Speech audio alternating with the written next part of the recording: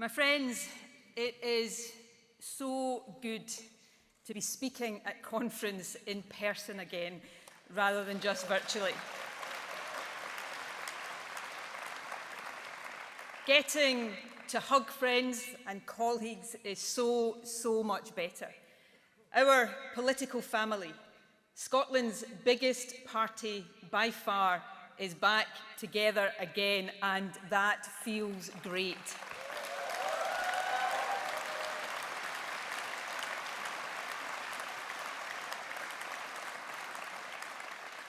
Now, the only downside of not being on Zoom is having to trade my slippers for these heels. But I suppose I can't have absolutely everything. Of course, it is always good to be here in Aberdeen, especially now that the SNP is once again leading this great city.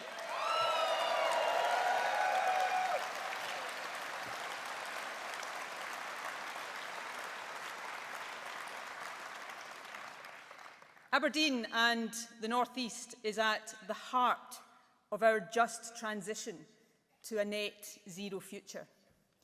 Since our late Queen, whose extraordinary life of service we have honoured in recent weeks, switched on the Forties pipeline in 1975, oil and gas has powered the Scottish economy.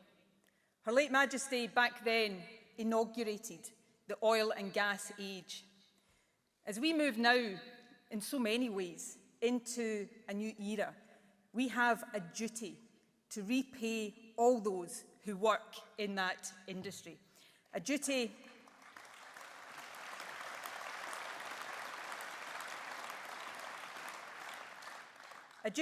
to support them into new jobs in green energy, an opportunity to usher in the new age of Scottish renewables. Conference, Aberdeen is the oil and gas capital of Europe. Let us resolve today to now make it the net zero capital of the world.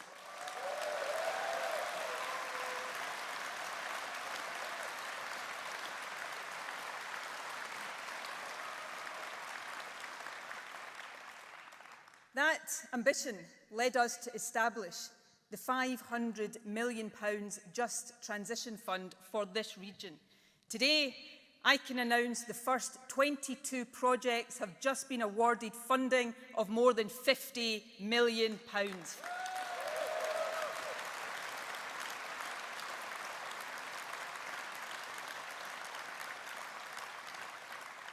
These projects will support the production of green hydrogen, the development of wave and tidal technology, and even pioneer the use of waste from whisky to recycle EV batteries. They will focus on the skills our existing workforce need to take advantage of the renewables revolution. Incredible Scottish ingenuity here in the North East, supported by the Scottish Government, developing technologies to tackle the global climate emergency.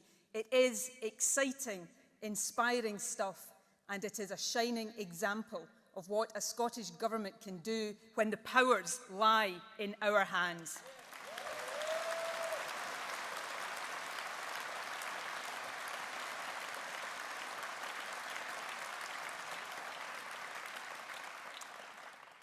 Conference, when we last gathered together, just weeks from the start of a global pandemic, we could not have imagined what lay ahead.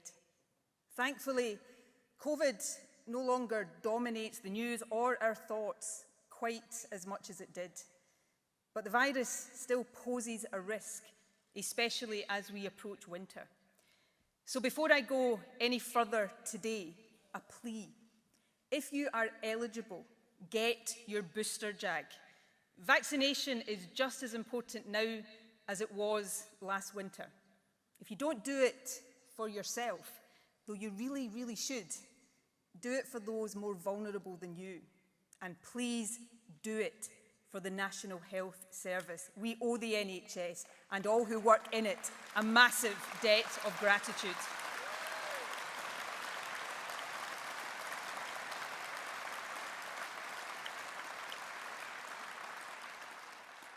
Conference, all of us hoped that when the worst of the pandemic was over, better times would lie ahead. Thanks to the brilliance of vaccine scientists and the sheer strength of the human spirit, I am certain those better days will come.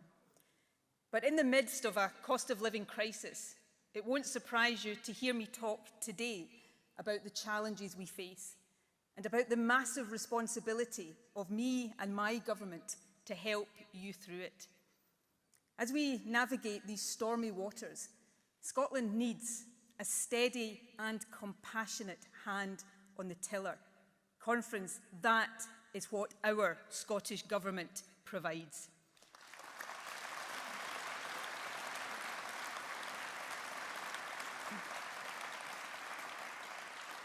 But today, I will also make the case for optimism, for not just accepting the world as it is, but turning our minds and our hearts instead to building a stronger Scotland and playing our part in building a better, fairer world.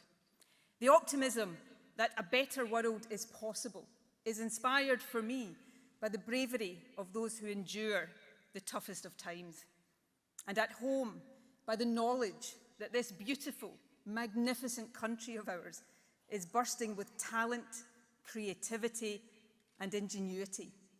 We also have a sense of solidarity and common purpose that, yes, our political debate can sometimes obscure. Conference, Scotland has got what it takes to be a successful, independent country. It has it in abundance. Never let anyone tell us otherwise.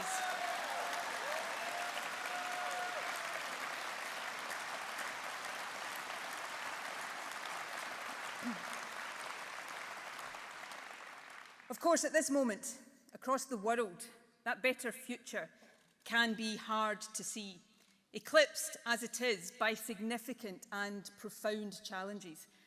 A war of unprovoked aggression on our continent, an energy price crisis and soaring inflation, democratic norms eroded and human rights attacked in too many countries. In the face of that, we have a duty to champion progressive values and universal rights. Friends, that is a duty our party will always discharge.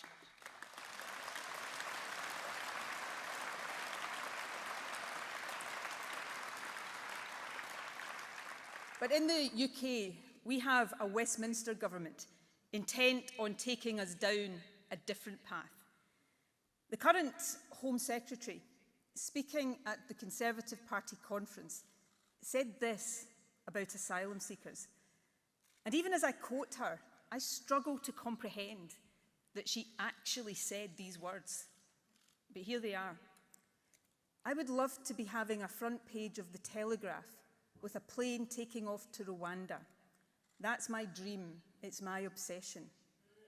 Conference, my dream is very different. I'm sure it is shared in this hall and by the vast majority across Scotland.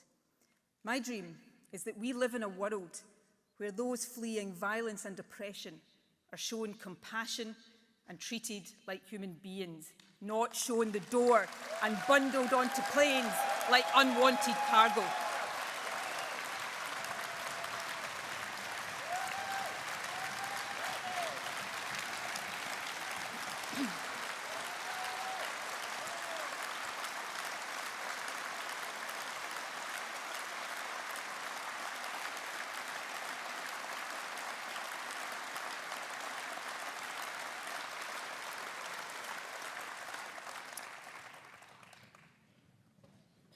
Friends, our case for hope and optimism rests above all on our common humanity, compassion, solidarity, love.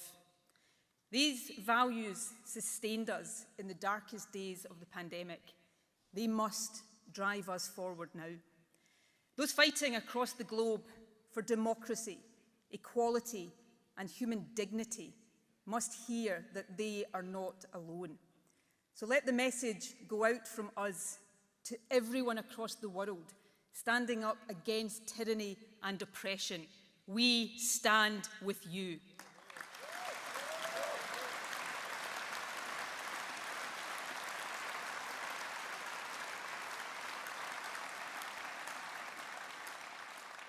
To women in Iran fighting for basic human rights, we stand with you.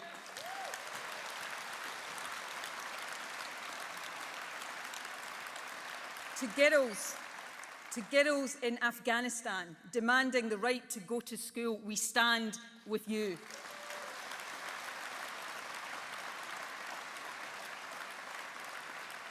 To men and women risking their lives in opposition to Putin in Russia or his sidekick in Belarus, we stand with you.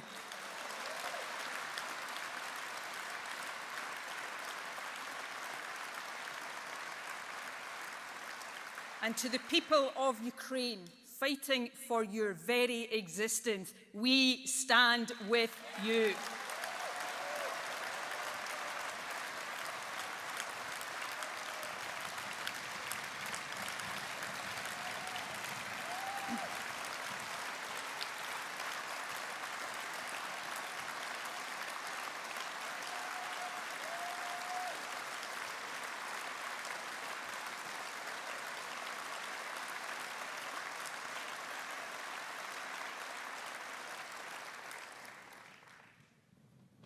Today, we live on a continent where a so-called strong man, the one who has never looked weaker or more insecure, has launched a brutal invasion of his neighbour.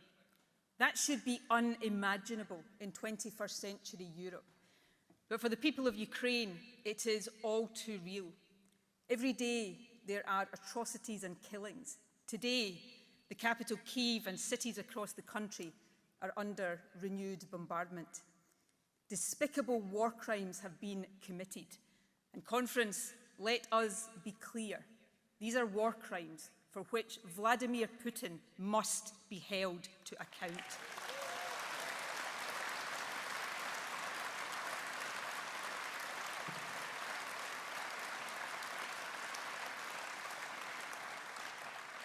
The contrast between Putin and the people of Ukraine could not be starker.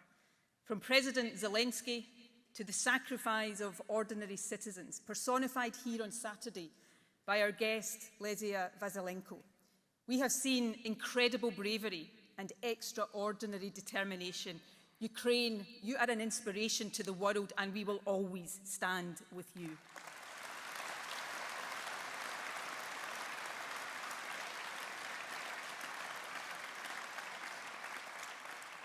Conference, we are not on the front line of this war, but Ukraine's victory in the battle between democracy and tyranny is vital for all of us. The Scottish Government will continue to do everything we can to help. We are helping enforce sanctions and isolate Russia. We have provided funds for vital military equipment, and we have opened Scotland's doors to those displaced. Initially, we committed to welcoming 3,000 people seeking refuge from the war. I am pleased to say that we are now providing safety for more than 20,000.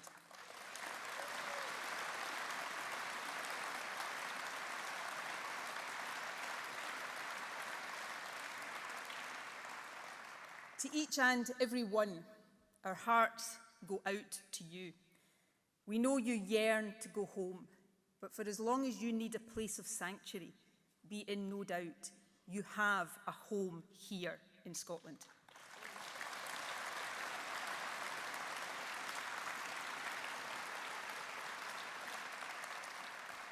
Conference, there are moments in history, as now with Ukraine, when all of us must be prepared to make sacrifices to help defend fundamental freedoms.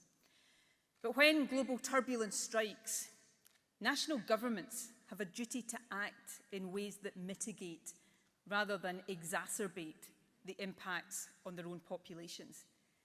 When it comes to the cost of living crisis and so much else besides, this UK government is utterly failing in that duty.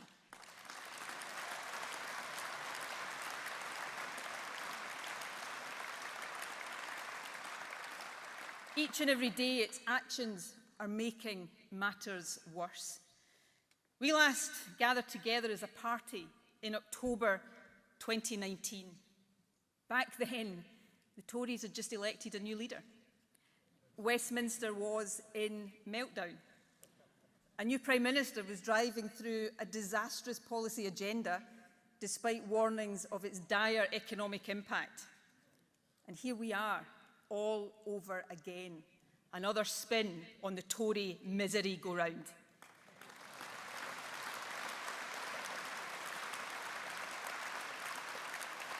But this time the carousel is speeding up.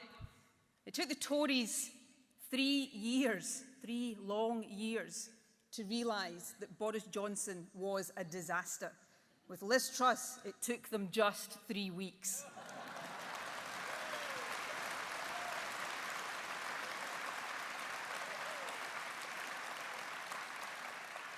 She caused mayhem in the markets with her decision to borrow billions of pounds to fund tax cuts for the richest, borrowing to be repaid by eye-watering austerity cuts and a raid on the incomes of the poorest. It is unconscionable.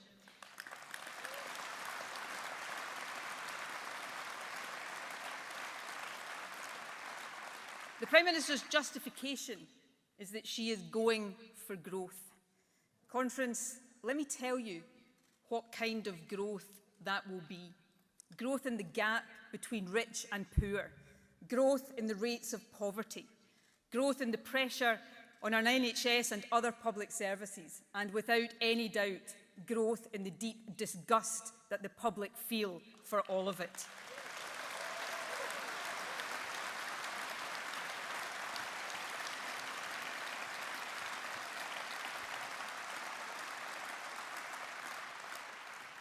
The truth is, massive handouts for the wealthiest at the expense of everyone else do nothing for the economy. All they do is turbocharge inequality. So let me be clear about this. No SNP government will ever inflict on Scotland such an immoral, self-defeating disaster of a policy.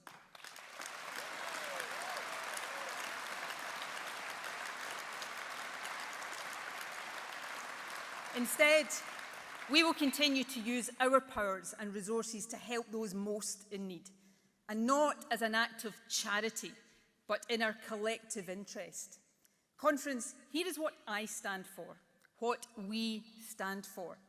Not hoping, against all evidence to the contrary, that wealth will suddenly and magically start trickling down, but instead lifting people up so they can contribute their full potential. That is the SNP's founding principle for a stronger economy.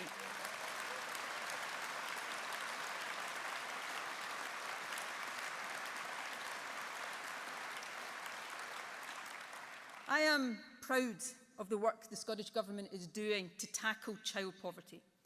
The Scottish child payment is unique in the United Kingdom.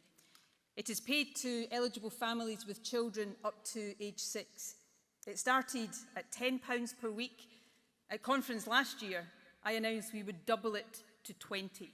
Friends, 5 weeks from today, we will increase it again to £25 a week.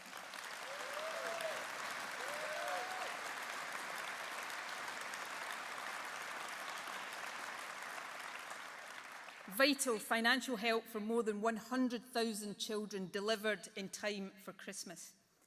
On the same day we increase the payment, we will also extend it to families with children up to age 16. Now, Conference,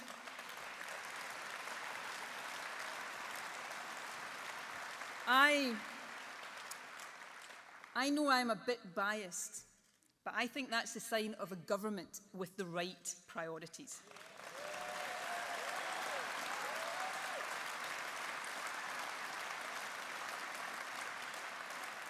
But we need to do more, because we know this winter is going to be really tough. Rather than looking forward to Christmas, too many families will be dreading it.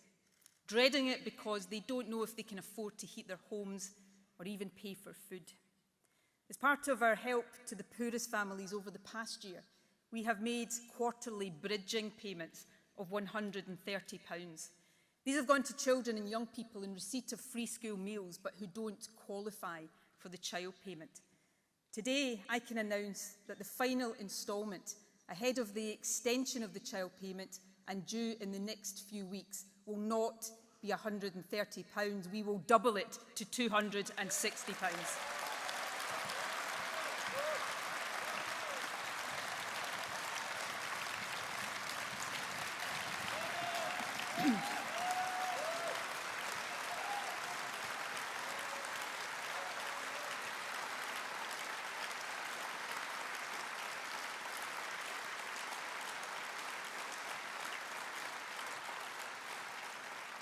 Friends, that will help put food on the Christmas table for families of 145,000 children and young people. Now, I don't pretend it will make all of their worries go away. No government with our limited powers can ever do that.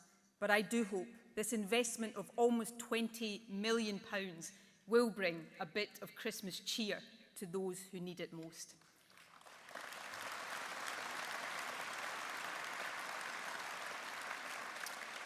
Conference, we have used the powers of our Parliament to deliver the unique child payment.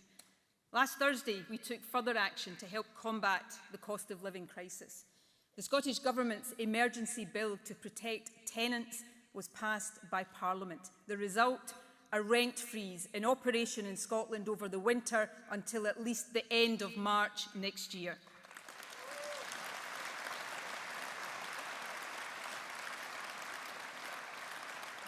But as we have acted to help those in need, what about the UK Government? You know, it is difficult to overstate the calamity of their actions. Back in 2014, the Westminster establishment told us that it was the UK's standing in the world, its economic strength and its stability that made independence impossible. Now they say it's the UK's isolation, its weakness and instability, the very conditions they created, that means change can't happen. As far as Westminster is concerned, it's heads they win and tails we lose, but this time it will not wash.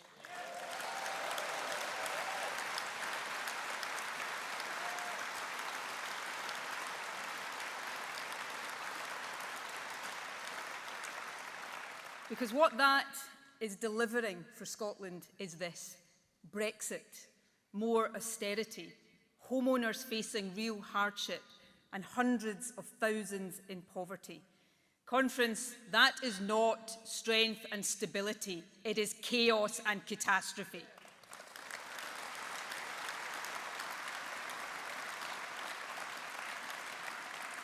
And friends, all of that is on the Tories.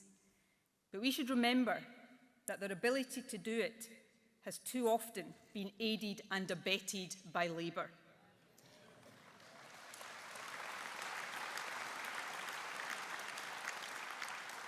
In 2014, Labour joined forces with the Tories.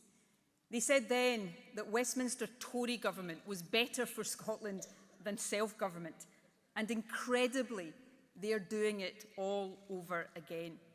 It wasn't easy to understand back then, but given everything that has happened since, it is utterly inexplicable now.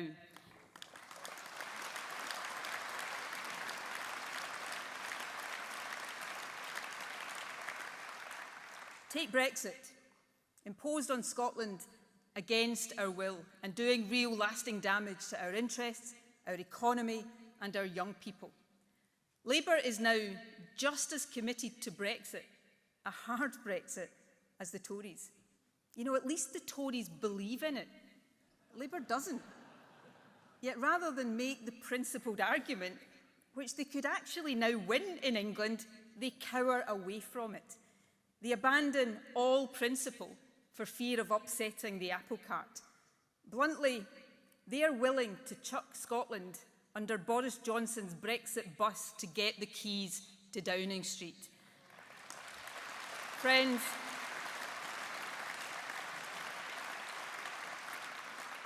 letting down Scotland, same old Labour.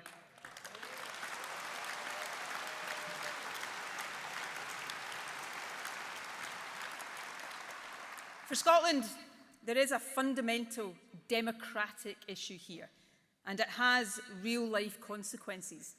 Whether it's Tory or Labour, Labour or Tory, it's not us who gets to decide.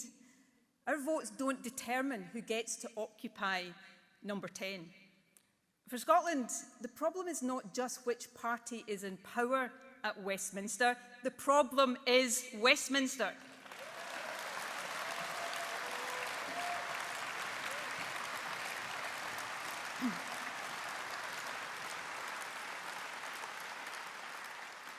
And to fix that, to make sure we get the governments that the largest number of us vote for, always, not just occasionally. For that, my friends, we need Scotland's independence.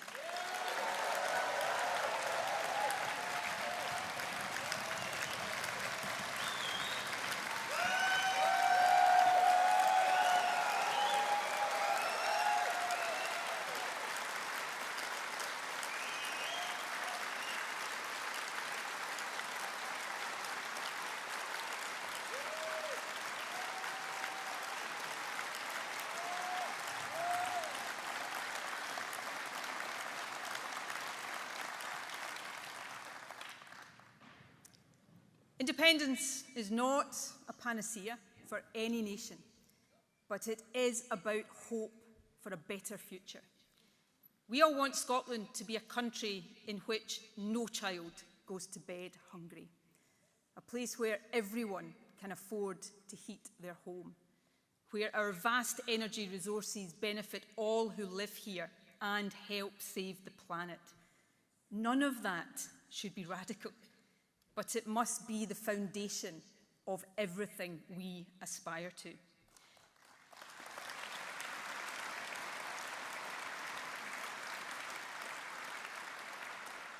For as long as I am First Minister, and by the way, Conference, I intend that to be for quite some time yet.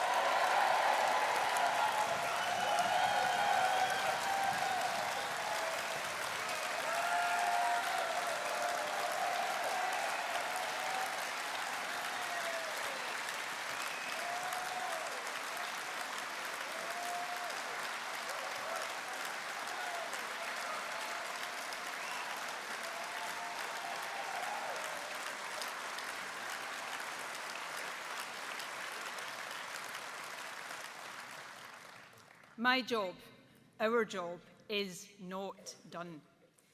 For as long as I am First Minister, I will do everything in my power to build the better Scotland we all want to see. Now, I know some people ask, and it is not an illegitimate question, why propose a referendum in the midst of a cost of living crisis? Conference, the answer is in the question. The answer is the cost of living crisis. It is the Tory response to it. It is the financial chaos, and it is the damage of Brexit. All of that is laying bare each and every single day the harm being done to people in Scotland because we are not independent.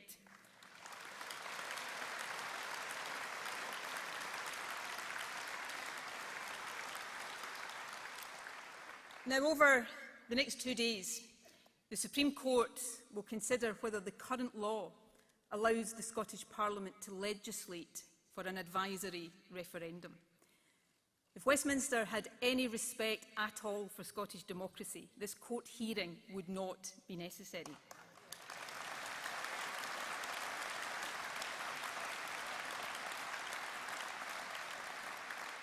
But Westminster has no such respect. That means this issue was always destined to end up in court sooner or later. Better, in my view, that it is sooner. If the court decides If the court decides in the way we hope it does, on 19th October next year, there will be an independence referendum.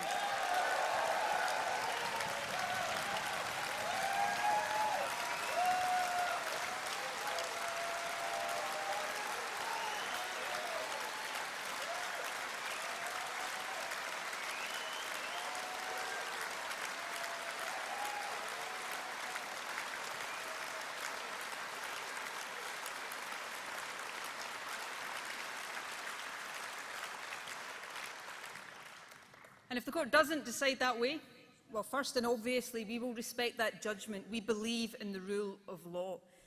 And as a party and a movement, we will, of course, reflect. But fundamentally, it will leave us with a very simple choice. Put our case for independence to the people in an election, or give up on Scottish democracy.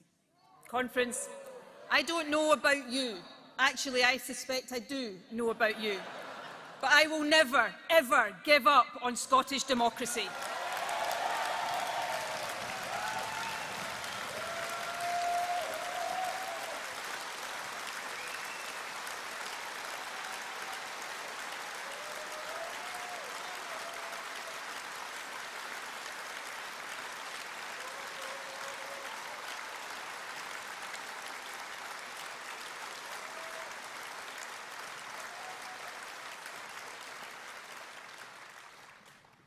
For now, the question of process, the how of securing independence, is in the hands of judges.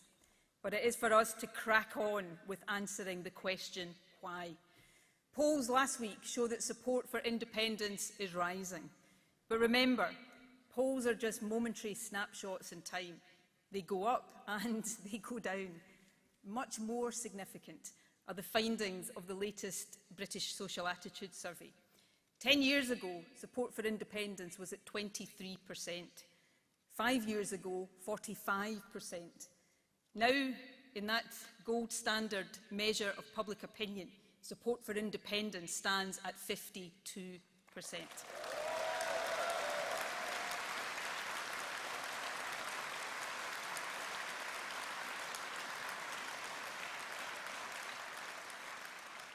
As we know, it is even higher amongst young people. So it is tempting sometimes to assume an inevitability about independence, that the arc of history is moving firmly in its direction. I hope and believe that will turn out to be true. But we would be wrong, utterly wrong, to take it for granted. Our job is to make the case and win the argument. That means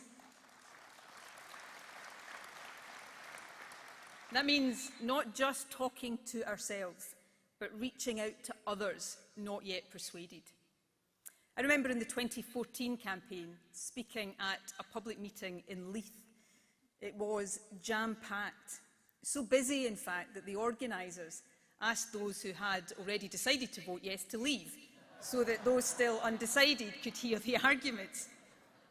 That is the approach I want us to take now, though for the avoidance of doubt, I am not asking you to get up and leave. But I do want us to resolve today that from here on we will speak less to each other and more to those outside our ranks.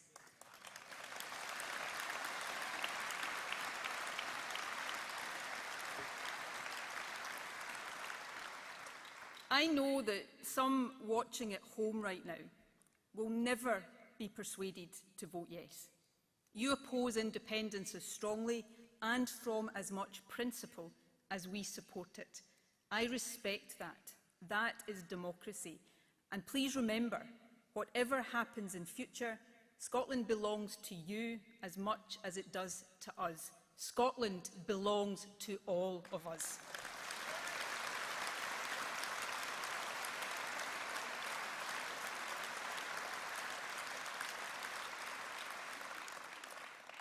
And for those who want to be convinced but still have questions and doubts, it is our job to persuade, reassure and inspire. Conference, one of the great ironies of the independence debate is that so many of the institutions that people associate with Britishness, institutions that have shaped our shared history, like the NHS, a fair social security system, public service broadcasting. The threat to these institutions comes not from an independent Scotland. It comes from UK governments that are dismantling or undermining these institutions.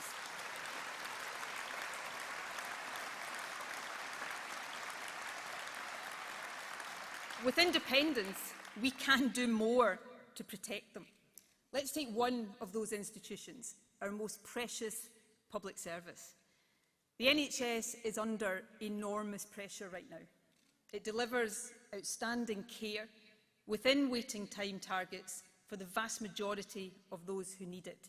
Today, I want us to pay tribute to each and every individual who works within our National Health Service.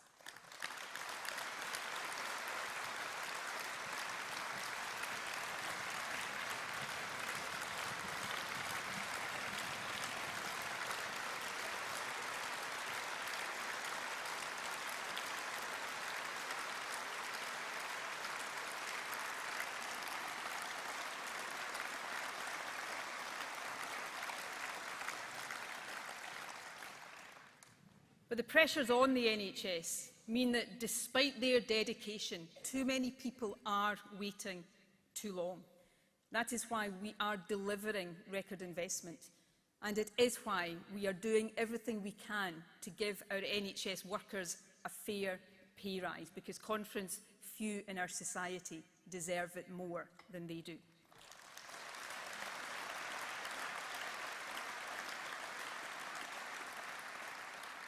Fast diagnosis and reliable quality healthcare matters whatever your condition, but it is especially important for those with cancer.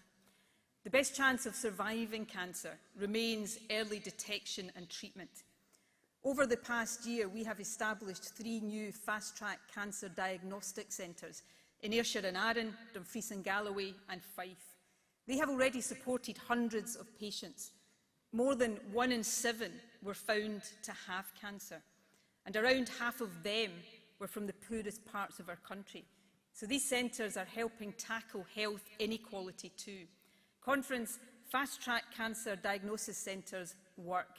That's why I'm delighted to confirm today that 2 more centres will open next year, one in the Borders and one in Lanarkshire.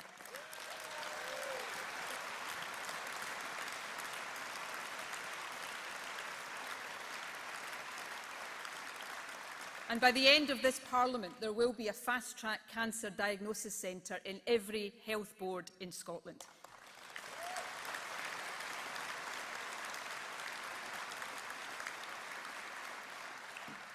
That is just one example of how we are supporting our NHS. That job is the most important our government has right now. Management of the NHS is our responsibility. It is no one else's. But the fact is, our ability to fund it properly depends on decisions taken at Westminster. When they cut our budget or when they crash our economy, that makes it harder for us to protect the health service. And if, as some Tories are now openly arguing, they move away from the very basis on which it was founded and towards an insurance-based alternative, that will destroy our National Health Service. With independence, that will never happen.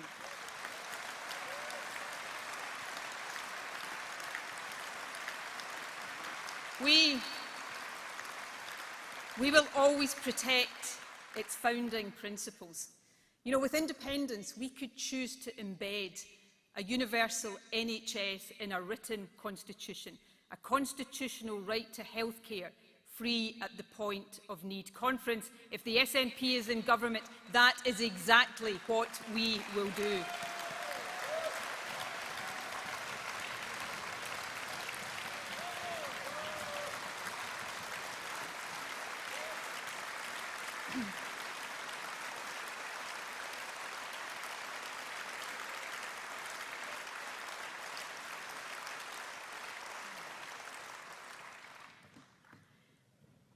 Friends, I know that some see independence as turning our back on the rest of the UK.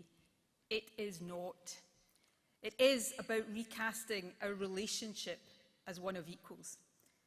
Across these islands, we share history, family connections and friendships. These things matter just as much to supporters of independence as to anyone else. In fact, I am willing to bet that the nations of these islands will work together even better with independence than we do now.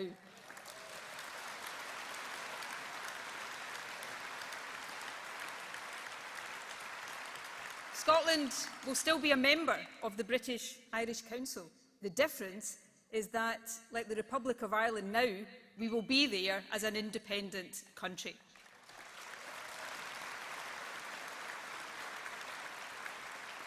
You know, there is a point here that at first glance might seem curious, but in my view it is becoming increasingly true. Independence is actually the best way to protect the partnership on which the United Kingdom was founded, a voluntary partnership of nations.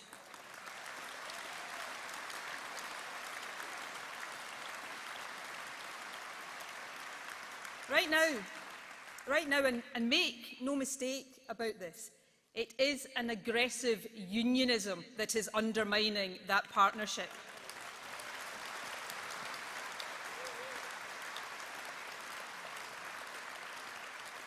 Westminster's denial of Scottish democracy, full frontal attacks on devolution, a basic lack of respect. If there is tension, that is what is causing it. It is, my friends, Scottish independence, a new partnership of the Isles that can renew the whole idea of our nations working together for the common good.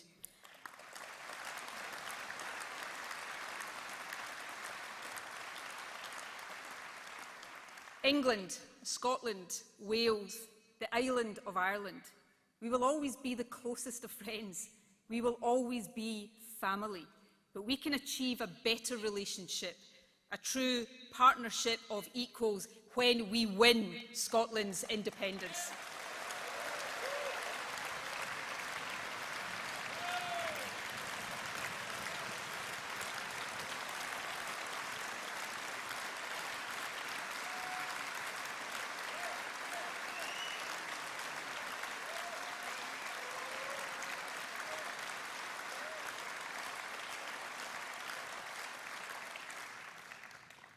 Conference, I am well aware that what gives many people most pause for thought on independence is the economy. People can see all too clearly now that the UK does not offer economic strength or financial security. And yet, still, and rightly, they want to know that independence will make Scotland's economy stronger, not weaker. That is fair. And especially now, that is entirely understandable.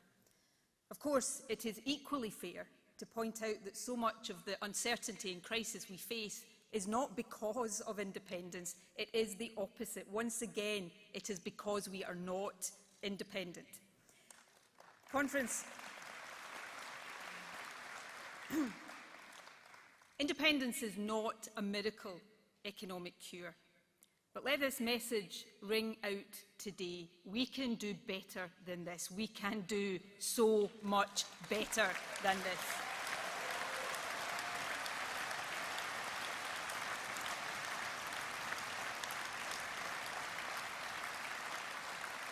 And let's remember these three basic facts. First, Scotland is not benefiting right now from the so-called broad shoulders of the United Kingdom.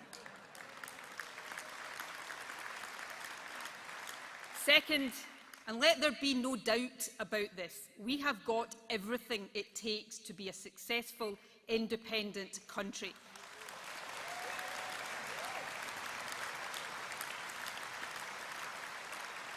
Extraordinary resources, industries and talent in abundance. And third, independence is not an untested idea. Independence is normal.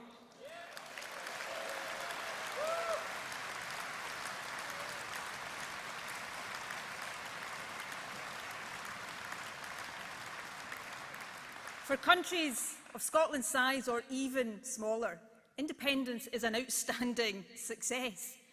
Earlier this year, the Scottish Government published evidence illustrating that point.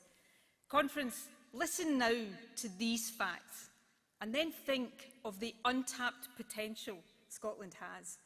Compared to the UK, these other countries with so many similarities to Scotland are wealthier, more equal, they have higher productivity, lower poverty rates, lower child poverty and lower pensioner poverty. They have higher social mobility. They spend more on research and development.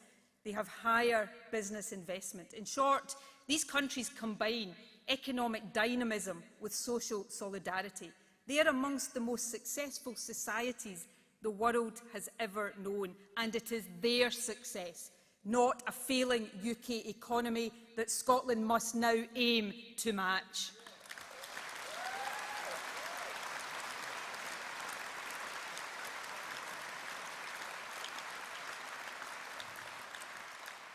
With independence, we won't emulate that success overnight.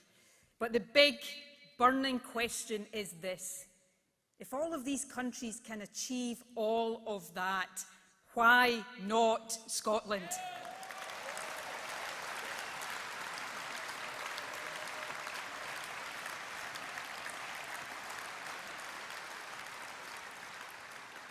Conference, I can confirm that 1 week today we will publish the next in our Building a New Scotland series of papers. It will make the economic case for independence.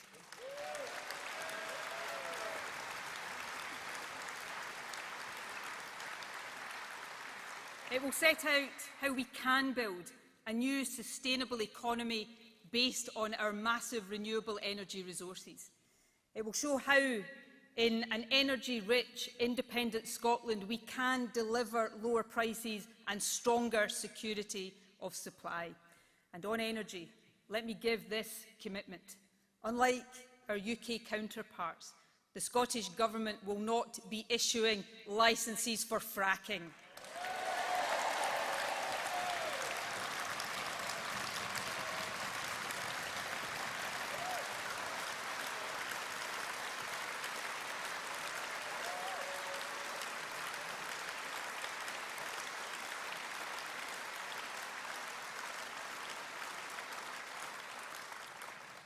In the economic prospectus, we will set out how, in an independent Scotland, we can secure fair work.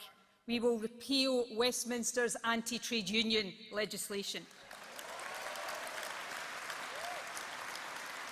We will end age discrimination for those on the minimum wage. We will show how businesses can benefit from independence. With EU membership, they'll be back inside the world's biggest single market.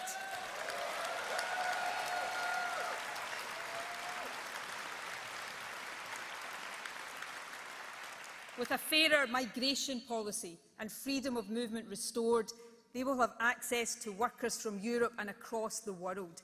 They will have new opportunities to influence government policy through a social partnership approach.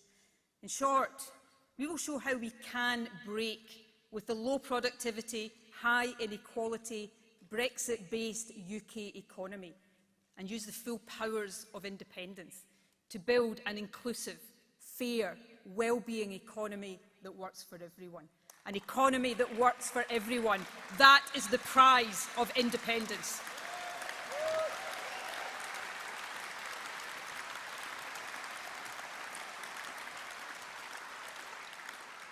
Conference, moving to independence and making it work will of course take time, hard work and good judgment. There will be many challenges along the way.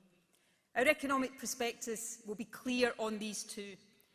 If the past 3 weeks have taught us anything, it is that a country's fiscal and monetary policy must be sustainable and command confidence. We will not shy away from that. Our approach to borrowing with the new powers of independence will be responsible and for a purpose. Let me give one example of that. A central proposal in the paper we will publish next week. We propose to invest remaining oil revenues and use our borrowing powers, not to cut tax for the richest, but to set up an independence investment fund.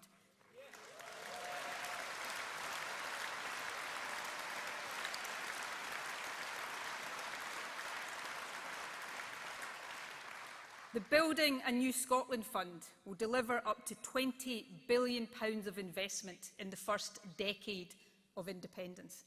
In practical terms, a fund like this could support a massive programme to decarbonise housing, cut fuel bills and reduce fuel poverty. It could finance the building of thousands more affordable homes, invest in local renewable energy projects, helping communities own assets and wield more influence over their use.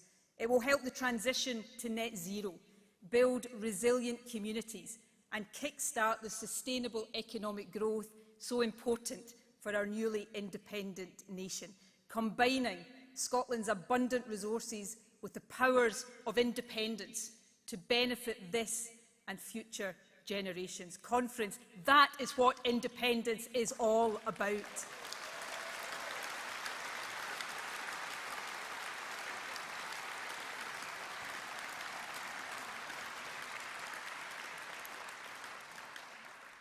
My friends, a week ago, one of the most famous men in the history of the independence movement, Ian Hamilton, died at the ripe old age of 97.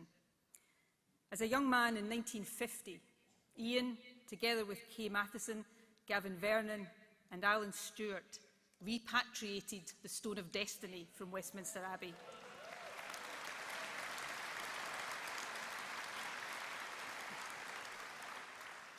Ian once called it an absolutely splendid adventure. I am sure it was that, but it was so much more besides. In 1950, and to be frank, for years afterwards, independence must have seemed like an impossible dream. All of us here today have a big job still to do to win independence. But we no longer face such impossible odds. Friends, we are the independence generation.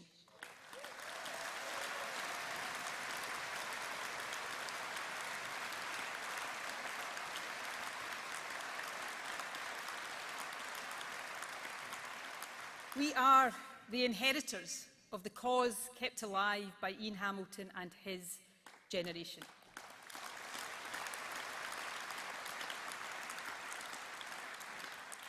And I believe firmly in my head and in my heart that we will be the first in the modern world to live in an independent Scotland.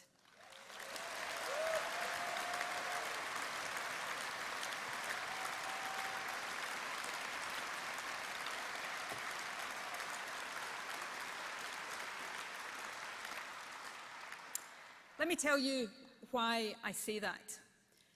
A couple of weeks ago, I had a conversation with a woman that summed up a question I think a lot of people have. She said that she would like Scotland to be independent. She thought it would be good. But she also worried that getting there would be hard. So her question was this: is it essential? And that got me thinking. For many people, like Ian, like all of us in this hall, we just believe it is right that Scotland could and should be an independent nation. But is it essential? Conference, today, probably more than at any time in my life, the answer to that question is yes.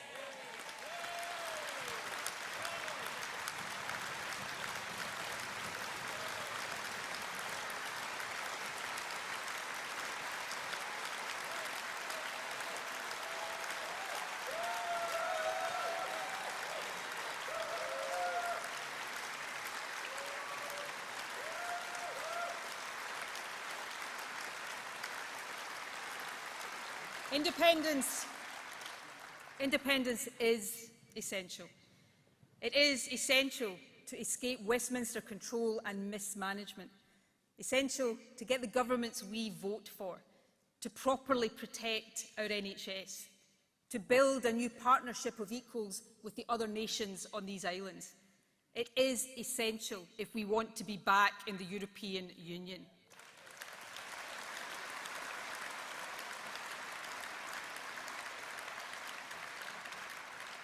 And it is essential if we want the people who live here to determine the future of this extraordinary country, the country that always tugs at our heartstrings, the country that we all care so much about.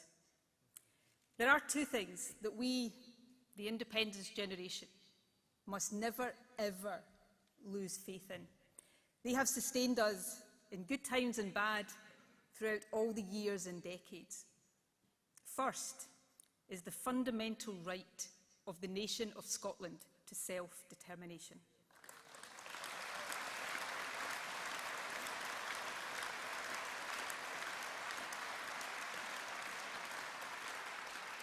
And the second is what history teaches us, and that is the overwhelming power of democracy to triumph.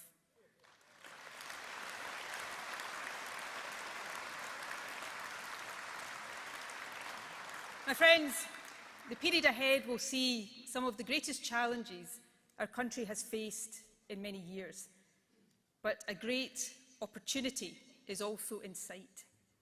An opportunity to win and build the better future we know is possible, a better future as an independent nation, welcoming, diverse, full of love and compassion. In these tough times, let us inspire with hope in our hearts. Let us lift our eyes, put our shoulders to the wheel and build a better future for this and generations to come.